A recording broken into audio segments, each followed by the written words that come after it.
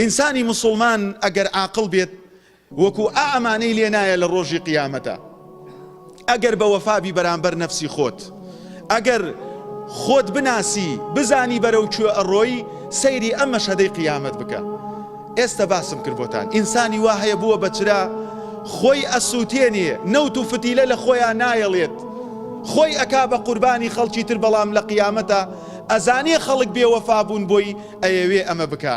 یوبەصەڕونەهم یەوەد المجرم لو يفتدي من عذاب يومئذ ببنيه وصاحبته وأخيه وفصيلته التي تؤويه ومن في الأرض جميعا ثم ينجيه كلا إنها لظى.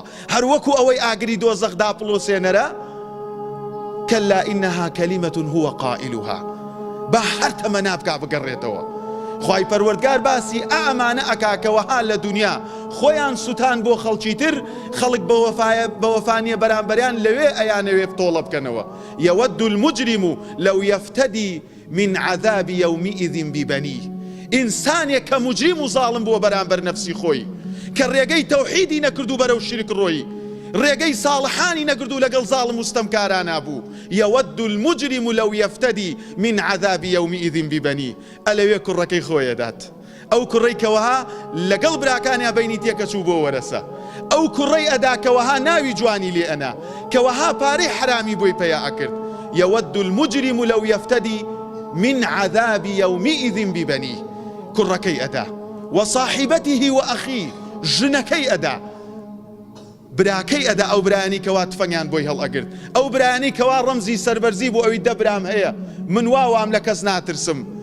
لە ڕۆژی قیامەتە چووکەم ئەوان بێوەفا بوون، نەفسی نەفسیە و گشتی لە یەکتری ڕائەکا. وترى الناس سكارى وما هم بسكارى. خەڵکی وەکو سەرخۆشە کە جەراد و منتەشر، وەکو کولەی پەراگەندەت بینیوە لە بەرگڵۆب ئەلێرە هەڵەسێ لەوێدا ئەبەزێ.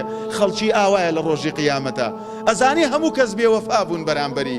وفصيلته التي تؤويه، ئەو فەسیلەتەی کە هەی بۆ عەشرەت و بنەماڵەکەی. ئێستاکە کێ لە عەشرەت ئەکۆڵێتەوە حیزبەکەی کەوا شەڕەتفەنگی بۆ ئەکرد، کەوا خەڵکی بۆ ئەکوشت، کەوەها هەموو ژیانی خۆی کرد بە قوربانی حیزبێک.